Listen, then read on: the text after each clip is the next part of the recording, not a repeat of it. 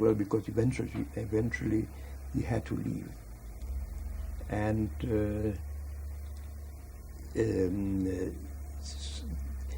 so I went, and my parents stayed behind because even in those days, my father was not qualified to go anywhere, and things still didn't look too bad, and so he decided they stayed on. And what happened to your sister? My sister, she had also. She took a course, a secretarial course, and then went to Scotland for a year, and then she joined me in South Africa in 1935. She also decided not to. No, she couldn't go. She wouldn't go back to Germany. Yes. Now, where would you like me to continue?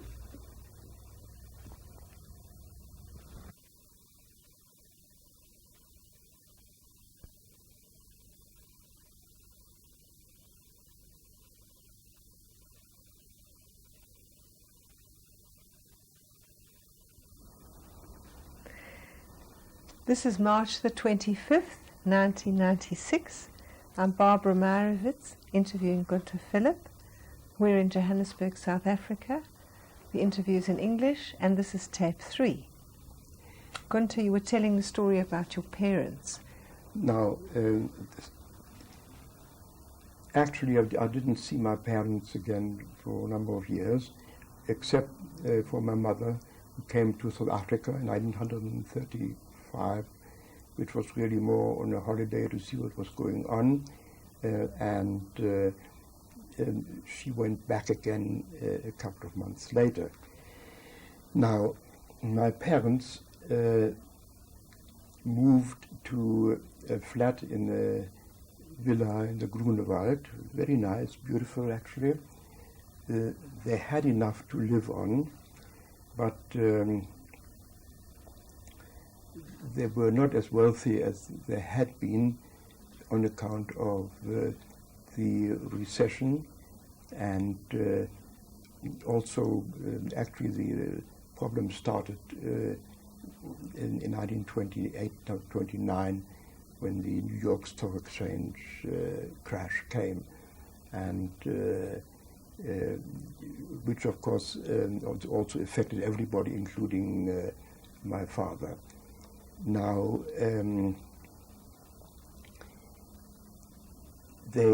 my father, of course, did not work after he was expelled from the exchange, and they lived a very quiet life, actually. As far as they didn't have any real experiences.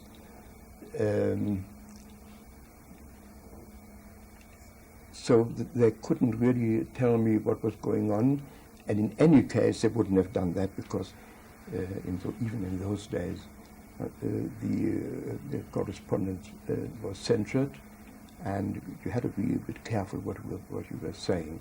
So all that was so. But of course, I could. I was aware of what was going on through the newspapers here in South Africa, which of course was quite a big worry, and of course, on the other hand, we ourselves were busy trying to establish ourselves here, so we didn't have too much time to worry, because we had to worry about ourselves too.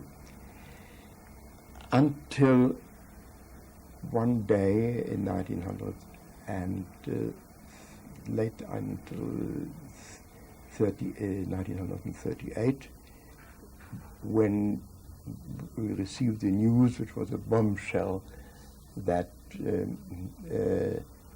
my father was arrested on a pretext and sent to Buchenwald concentration camp. Now, even in those days, we knew what was going on there, and we didn't really know what was going on, except that we knew that my mother was trying to do everything possible to get him released and to mobilize all the connections, and eventually it was a period where a lot of Jews were arrested as sort of retribution to, I think it was at the time when this fellow Rat shot this counselor at the French embassy in Paris. And if you remember that, perhaps. So anyway, in those days, even South Africa had barred the immigration of Jews from Germany. That was in 1936, except for parents where one party was 59 or 58 years old. My father was 55, so he didn't qualify. Now, my sister's first husband, he managed through some connection to get a permit for Swaziland, and so once he had the permit, my father, they released my father from the concentration camp, and they were able to get a boat to Lorenzo Marx, actually also a German boat, and but of course to get to Swaziland at the time they had to come through Johannesburg, and there was no problem getting a visitor's permit, because once we could produce the Swaziland permit, there was no problem getting the visitor's permit to South Africa, and that they could stay here for a few months. Did your father ever tell you what had happened in Buchenwald and how he was treated there? No. He never mentioned it, and he never asked. And seeing that you asked that question, I want to say that we have got friends who were survivors of Auschwitz, and they never once mentioned a word of their experiences. And I do know also for a fact that they were also interviewed either by you or by Kim, and I'm sure they must have opened up their hearts and told about their experiences. But we didn't ask questions, and they never volunteered any experience. Did he look different? Did he look as if he'd been through some sort of physical trauma? Yes, my father. Yes. Yes, he looked 20 years older, and he was a broken man. He was a broken man. And of course, he wasn't able to do any work or anything, and we actually, my sister and I, we had to support them during the time we were in Swaziland, because they were not able to take out anything except certain personal belongings, which went to Lorenzo Marx and eventually which came up to Johannesburg. Had he ever managed to take any money out of Germany before then? Well, I got £100 when I left to South Africa. And my sister also didn't take much more. 100 marks or 100 pounds? 100 pounds. 100 pounds. I don't know how much that was in marks. Yeah. So you can imagine. So you left everything you'd ever worked for or owned in Germany? Well, your parents did? My parents did, yes. They were divested of everything? They left everything behind. And,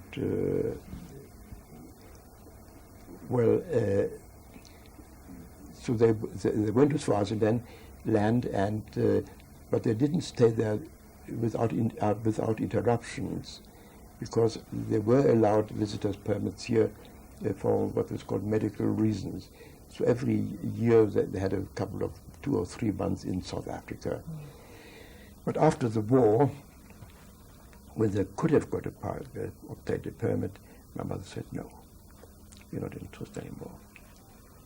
And she had friends in America who put up the necessary guarantee, and they went to America in 1946, end of 1946, and settled first in New York, and then went over to Los Angeles. My mother did some sewing work in those days, and my father couldn't do anything at all, really, and we had to support them in a modest way, and I must say it broke my mother too. And what really broke her was the fact that they had money outside in Switzerland, but that my father had insisted in 1928 that he brought it back, and because there was that financial crisis, and he wanted that money back, and my mother never forgot that. And it embittered her life right to the end, because she knew if that money would have been outside, she could have had a very nice life, and it was all gone. They had to struggle, and she suffered terribly to be dependent on her children. And eventually in America, she eventually obtained a small pension from Germany, and for which she had to struggle very hard too. And with what we sent, she was able to make ends meet. And I met her in America. She came on a visit here in 1954, but she still didn't like the country. She went back again. And I visited her in '61. In '62, she fell ill. In '63, I went over to see her, and she was suffering from lung cancer, and she was terminally ill. And I persuaded her. I said, "Well, look, you can't stay on your own. I can't stay with you all the time because I have a family and a business." So I took her back to Johannesburg in May 1963, and she passed away in the midst of her family a week later. So that's for that. And now, to come back to myself, I was, when I came to South Africa, I was first for a year at the OK Bazaars in the shipping department, because that's what I was qualified for. And then, I didn't like it too much, and a friend of mine, he had a vegetable business, so I said, okay, let's do it together. But that also didn't suit me. And a day later, a year later or so, it was at the end of '35, one of my customers in the vegetable business came and said, "Look here, Gunter, I think you speak French, don't you?" I said, "Yes." He said, "You know, I'm with a company that was Anglo-American, actually, who have got a quarry in the Western Transvaal near Lichtenberg. Now we had to get out a quarry master, and the only qualified man, the best qualified man we could get came from Belgium, doesn't speak English, and we need somebody who speaks French. Would you like to come to join that quarry as a secretary, and at the same time interpreter?" So this suited me, and I was happy to get rid of the business, and I spent the next 6 or 8 months in what is called place called Ottosdal, which you may know the name, never heard of it. Well, it was about 40. It was between Wolmeranstadt and Lichtenberg. So it was a pleasant time, which came to an end because it turned out that the stone called Wonderstone, which we were quarrying, was full of cracks, and it wasn't payable. It wasn't a payable proposition.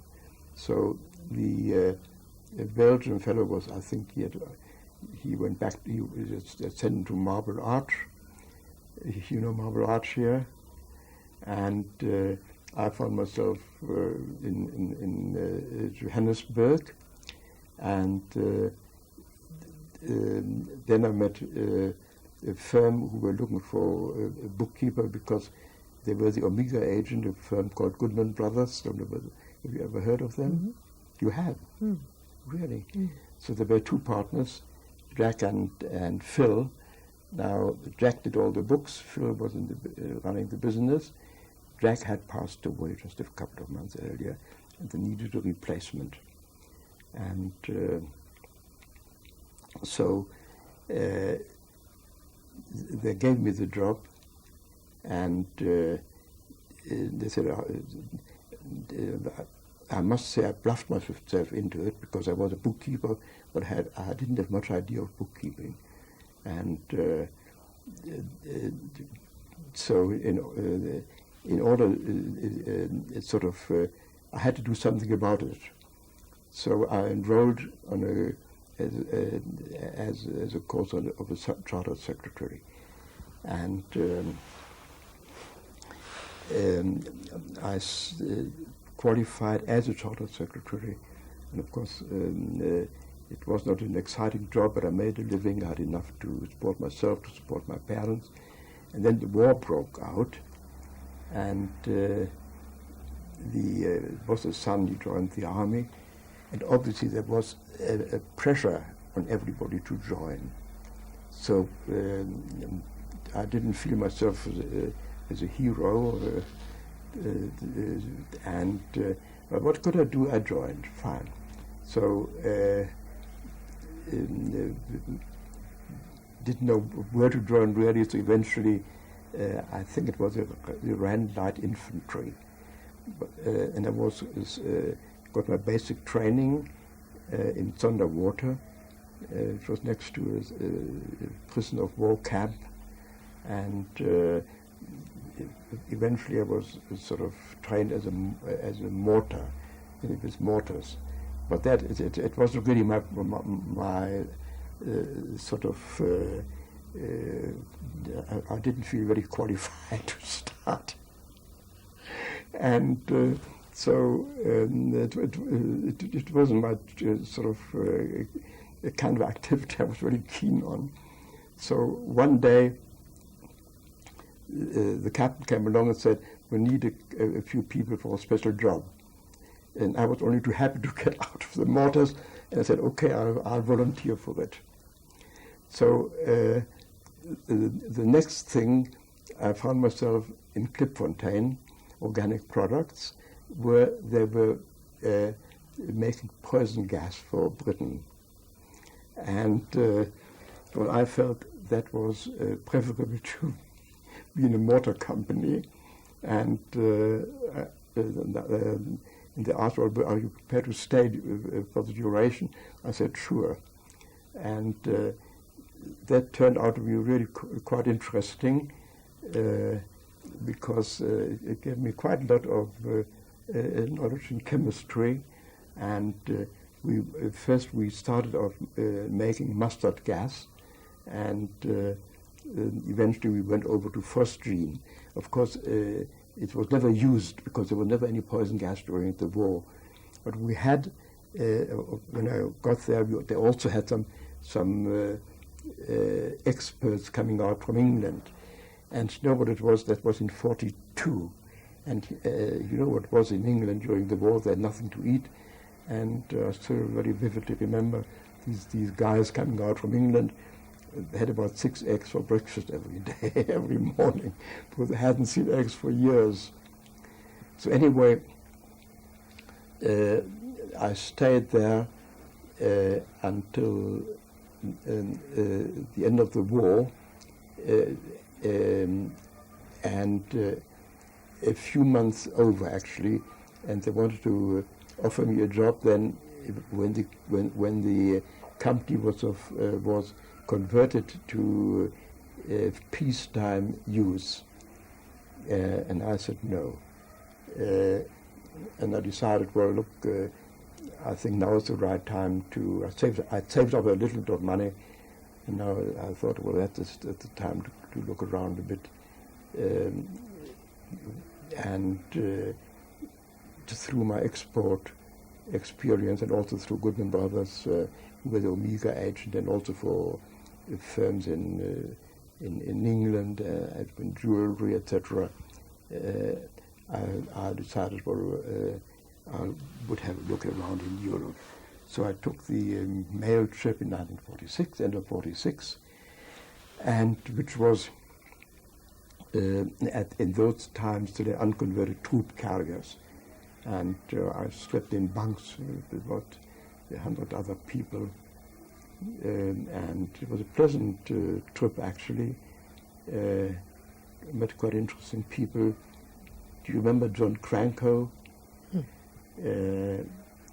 And who was on that boat as a young fellow with nothing, just to try and to try his luck in England. And he was interested in dancing choreography, and I still remember we were quite friendly, and I've got a vivid memory of that trip to England. And I spent first a few weeks in London, and then I went over to Europe. That must have been interesting. To my family. So I knew they were in Brussels, and I found my 2 cousins returned from the resistance and as a prisoner of war. They both had married recently. The one, a girl he met in south of France, and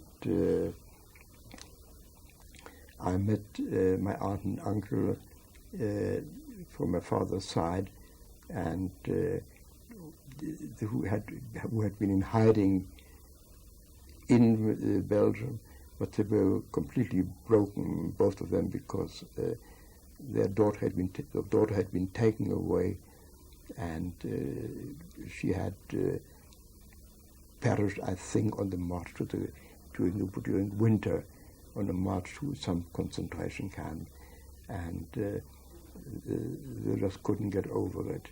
Their son had gone to Israel, or what was Palestine, in 1934, where they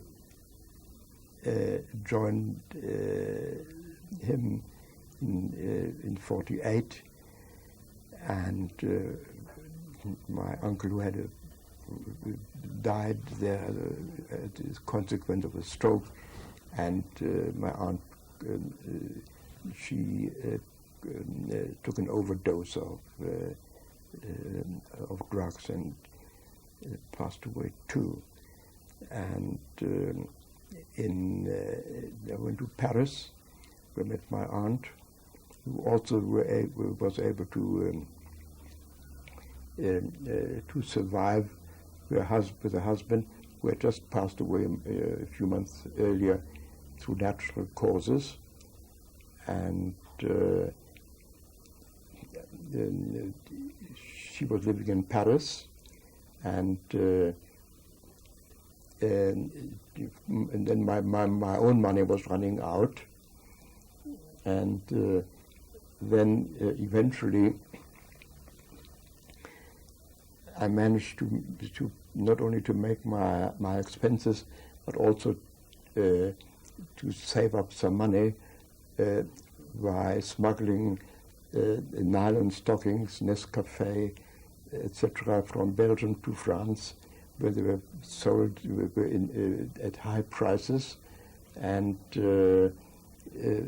for my aunt and myself, and we shared the proceeds. Because in Belgium you could got everything. In France you got nothing. You got nothing in those days.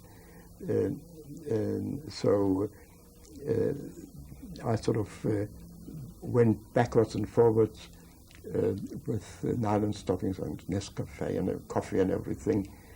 And I remember on one occasion I had 2 suitcases, one full of smuggled goods, the other one full of my own personal belongings, and we were called out at the frontier, at the border between France and Belgium, and we were all told to stand in line for a customs inspection.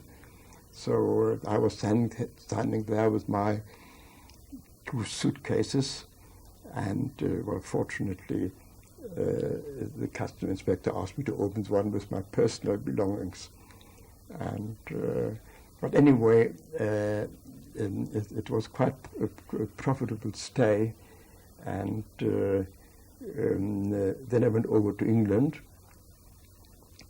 and there too, you see, in those days, there was no currency restrictions between South Africa and in South Africa. You could take any amount of money out in traveller checks, which I had done. And then in England, I met people who things were very bad in England. And I met a few people, 1 or 2, who were anxious to get money into Switzerland. So they gave me pounds, and I got traveller checks, took them to Switzerland and deposited them in their name. Now, as far as that is concerned, it was completely legal, because I was South African, I could do what I liked, and so it was a profitable business for myself, because they gave me English pounds, and I gave them the equivalent in Swiss francs. And the profit I made was between the official exchange rate and the black market rate, which was, I think the official rate was 17, black market rate was 11. So I was able to make the difference, which was maybe unintended, but perfectly legal. And I was able to, that way, to make my living in Europe and put money aside. And my aunt then asked me, look here, if you go to Zurich, look up your cousin Trudy Bendit. And I said, I never knew her, because she was not living in Berlin. I said, please, well, I know her well, why don't you please do me a favor? I said, okay. But unfortunately, I didn't have time. And I went back to Paris, and Aunt Clara said, look, have you seen Trudy? I said, no. Promise me next time you see her. I said, okay. I went back to Zurich, and I phoned what I thought was Trudy. To cut a short long story short, there were only 2 duels, D-E-U-E-L, and I picked the one, and who answered the phone was my future wife, because she was the sister-in-law of Trudy Doyle, and she was called Hedda Doyle. So that is, I met Hedda, and we got married in Switzerland, and it was not a religious marriage. And why wasn't it? Because the rabbi in Switzerland was out of favor with the Jewish community, and apparently he did not behave well towards the refugee Jews during the war, and nobody wanted to have anything to do with him. So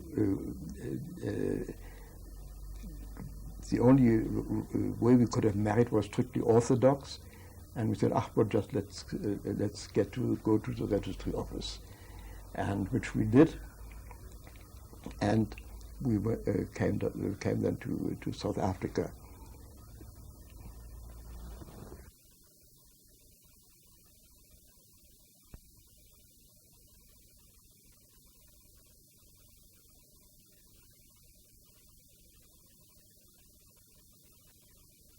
Twenty-fifth, 1996. I'm Barbara Meyerowitz. I'm interviewing Gunter Philipp in Johannesburg, South Africa, in English. This is tape 4. Gunter, you went to Europe after the war in 1946, very soon after the war. Perhaps you could describe what post-war Europe looked like. Well, of course, what struck me on arrival in England was the amazing amount of destruction, particularly in London, and of course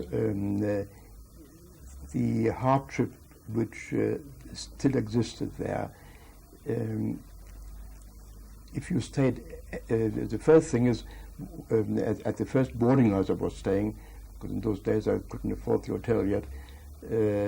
The first thing they gave me were my food stamps, and which I had to surrender to the landlady every few days, and the same hardship existed in Europe, except in Belgium, where things were very much more normal. But I found things very difficult in Holland, and in France.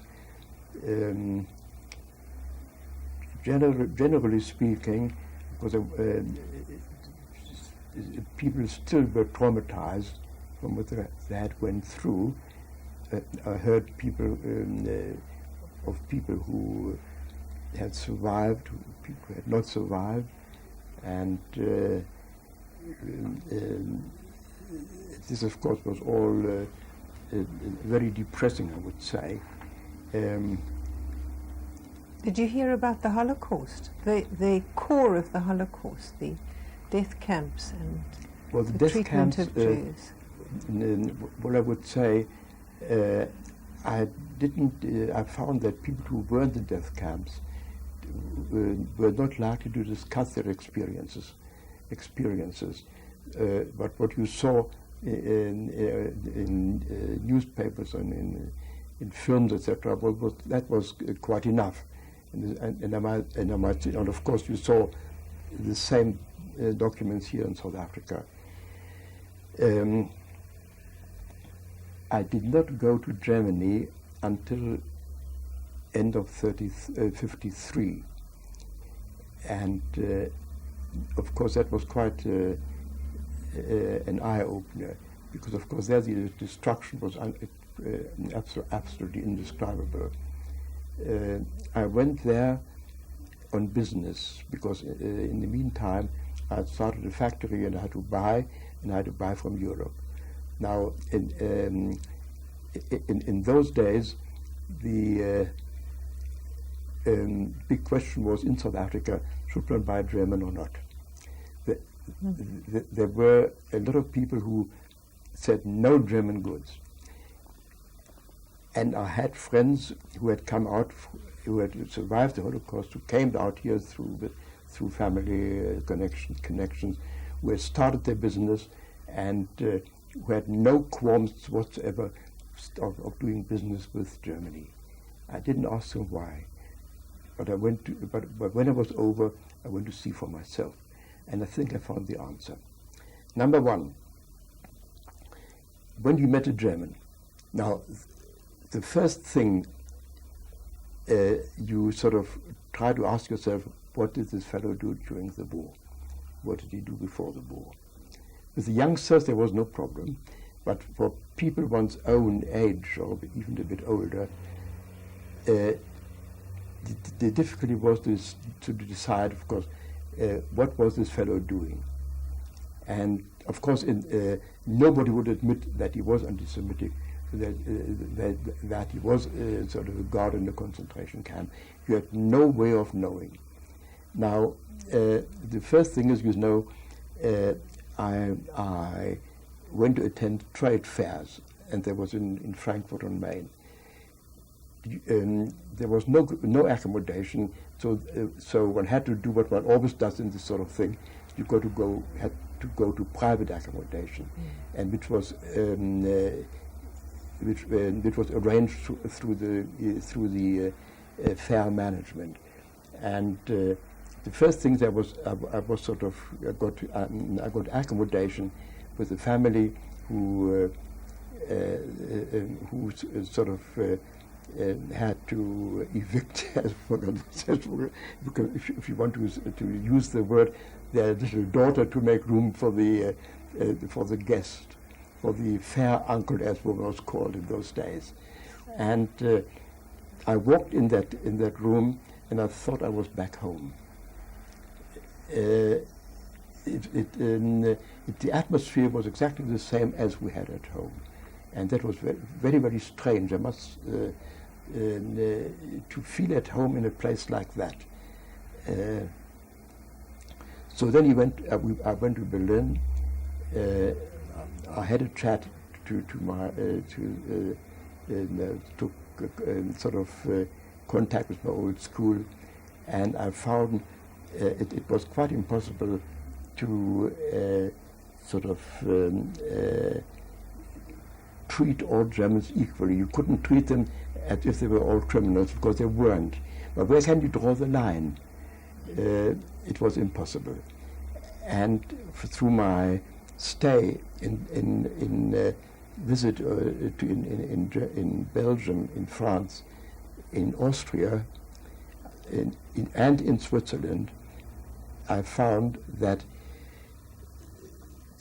there were as many criminals in those countries as there were war criminals, as there were in Germany. Now, I don't want to dwell, the time is running out, I don't want to dwell on something which is well known.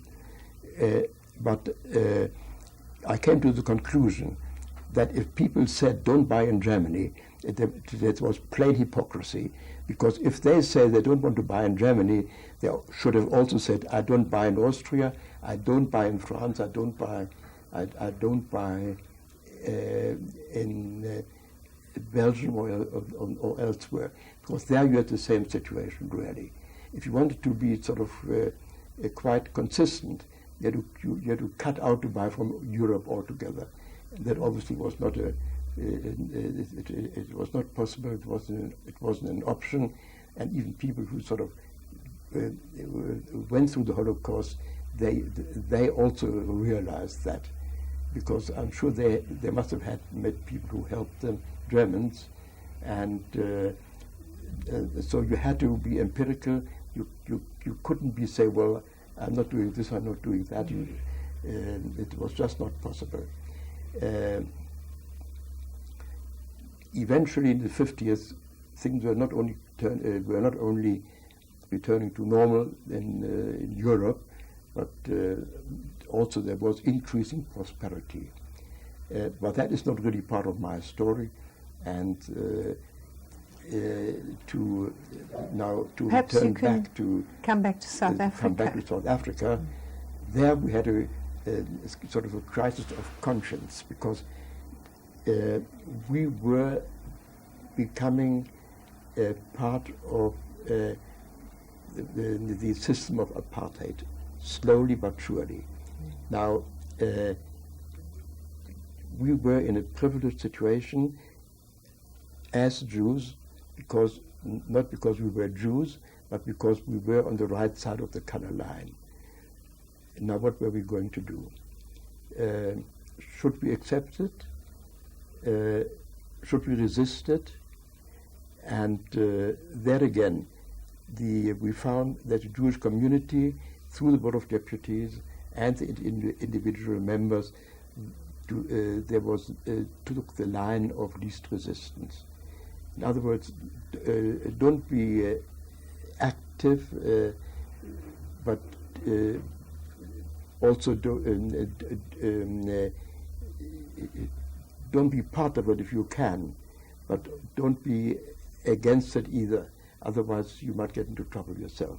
And then the next thing is, now if that is our attitude, how can you blame the German as such for doing exactly the same thing? In other words, we often discuss this among ourselves. I said, now look, we are really in what is the difference between our situation in Germany, in South Africa.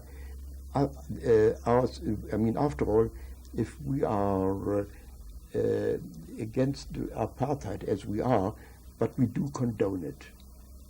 So what right have we got to blame the German people as a whole? Because they did nothing else but what we also did. Now this puts it perhaps very crudely, but it is actually what really is the situation.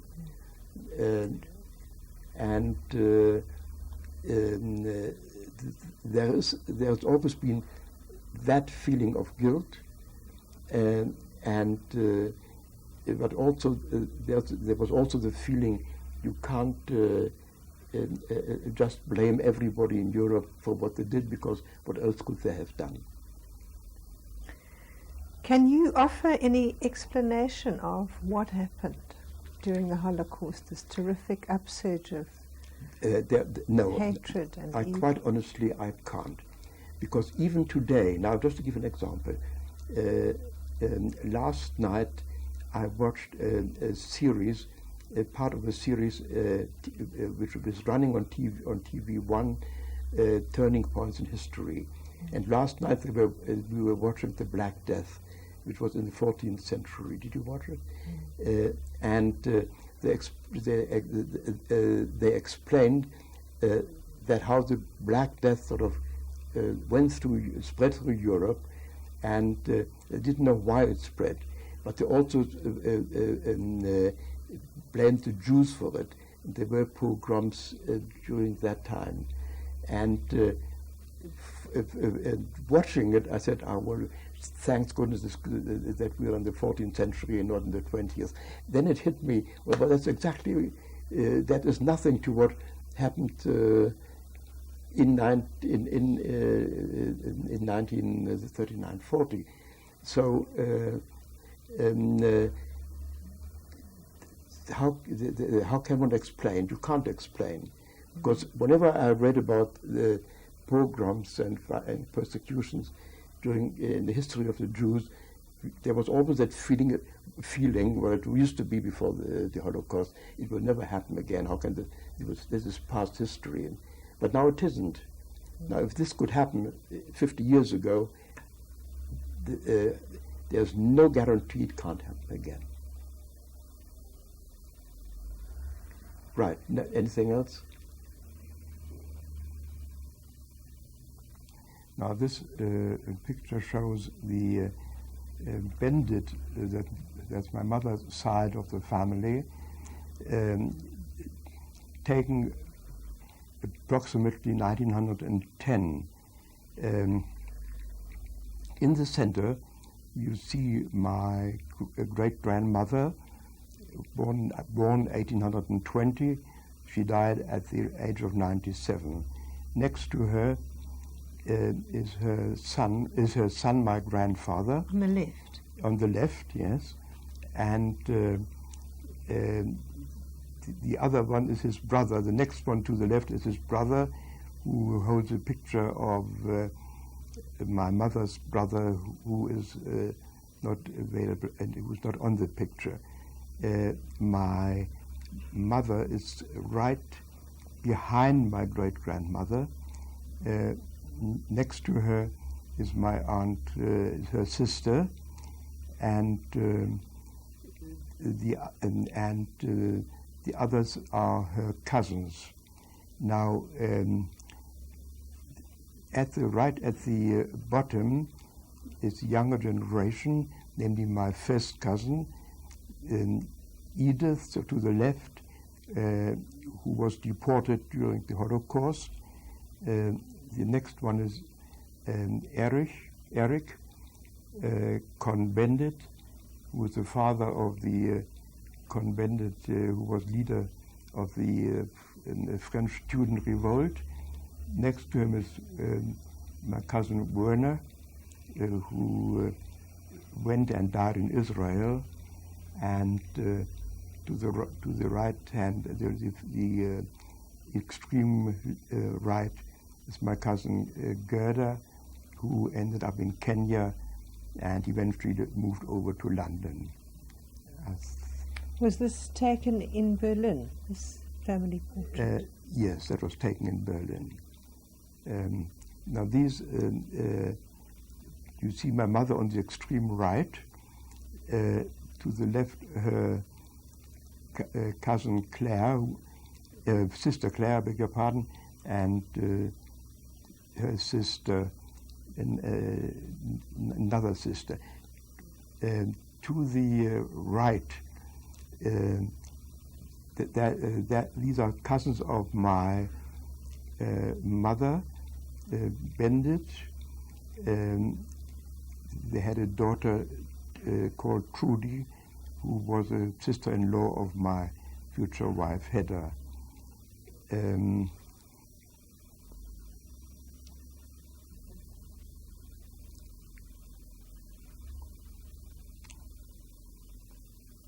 Now, this picture was taken in 1915 on my grandfather's 59th birthday. He was shown this picture.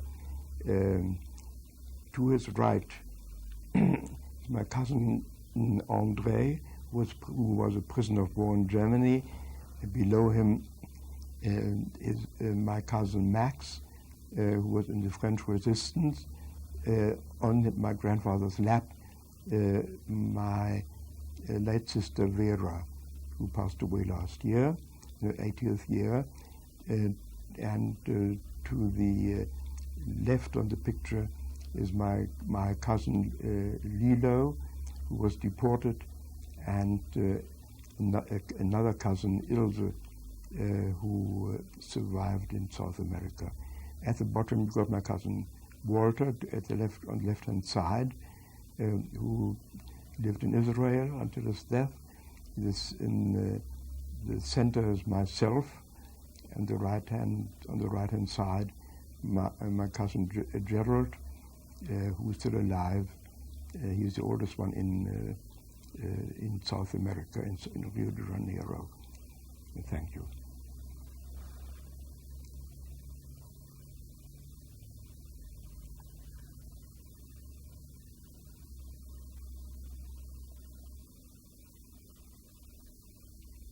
On the left side is my father, shown with his younger brother in uniform, who was killed during World War I. That photo was taken in 1914.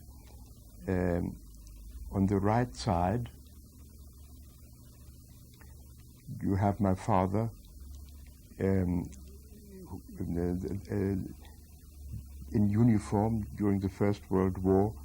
That picture was taken in France, I think in the neighborhood of Verdun. Thank you.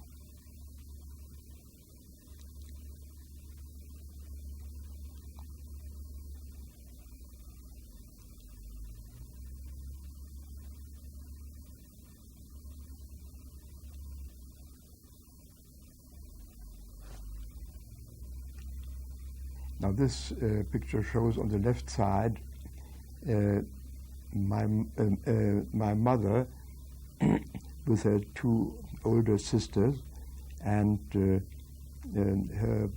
brother. Now my mother is the one next to her brother. Now that picture was taken about, I would say, 1898. I don't think any much later. Now the next picture shows my mother seated with her father and her mother standing at the back. Now, this was taken approximately 1910. Thank you.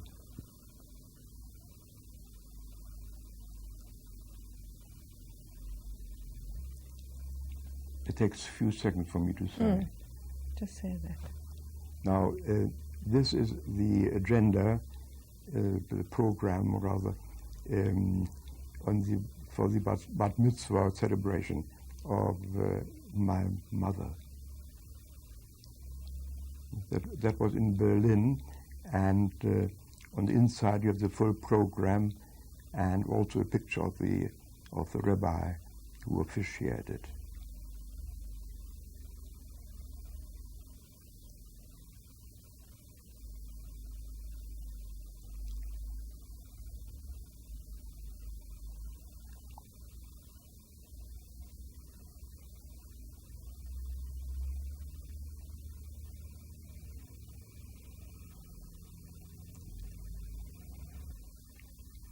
You don't think one should rather...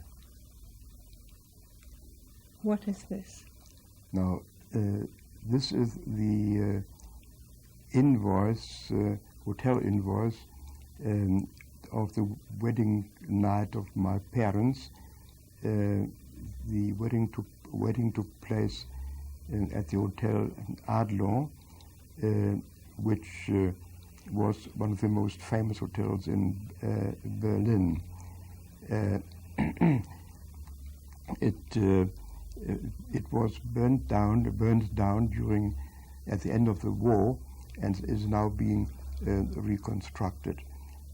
This hotel is a part of the cultural and political history of Berlin. It was situated a few hundred meters from Hitler's chancellery. Opposite was the house owned by Max Liebermann, the painter, and the most famous people of their day, including Charlie Chaplin, Greta Garbo, Albert Einstein, were among its famed guests. It is now being reconstructed and hopefully open for business again in 1997.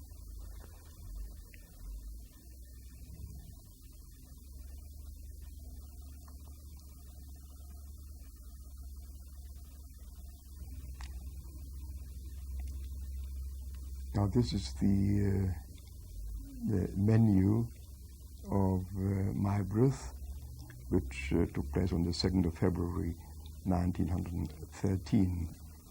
You will see it's quite an elaborate menu.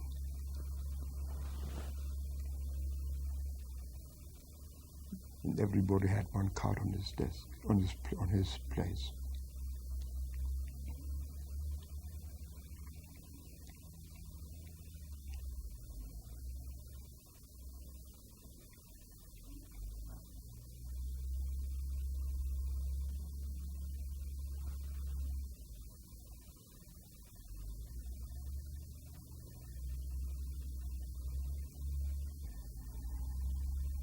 Now this is my grandfather Herman, Philipp, together with his wife Elise. As mentioned before, Elise had two sons of her first marriage, and after the death of her husband, she married my grandfather, and they had another 3 sons.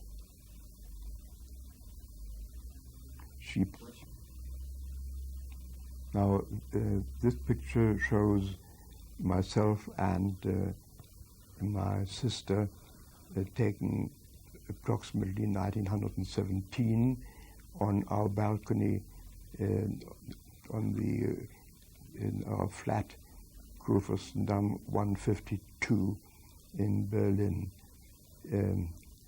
We both are dressed in the sailor suits, which were fashionable for children at that time.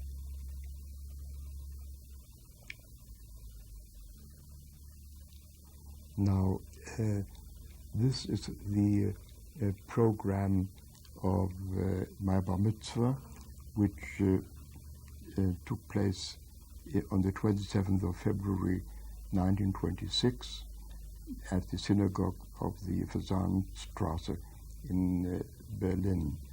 The synagogue was destroyed during the Kristallnacht.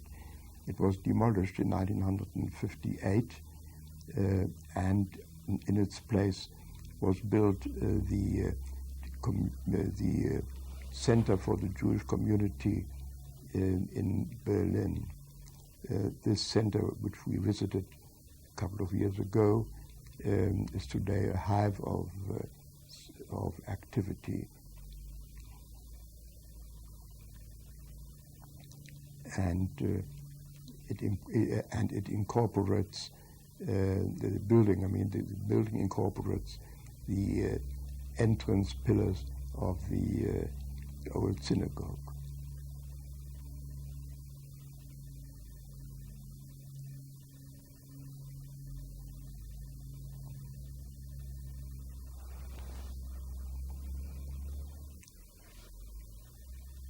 Now, this picture shows the building of Ellis Mayer in Berlin, where I served my commercial apprenticeship. I was working on the second floor, and the firm was working on the second and the third floor. Here is the testimonial of my having finished my apprenticeship and am fully qualified. Now, this sort of qualification does not is typically German, and it doesn't even exist today anymore, and it cannot compare with anything existing in South Africa or elsewhere.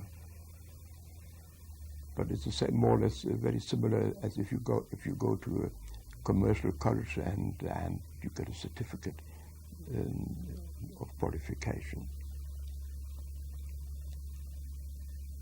But this, of course, refers to practical experience. Now, this is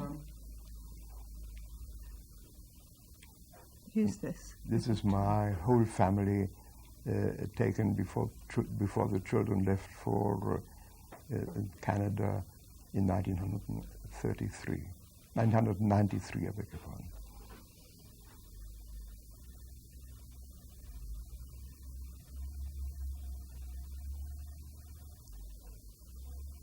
Now, this is our whole extended family, the descendants of my late sister and myself. When was the picture taken? Now, this was taken in August 1995 on the occasion of a visit by our children from Toronto.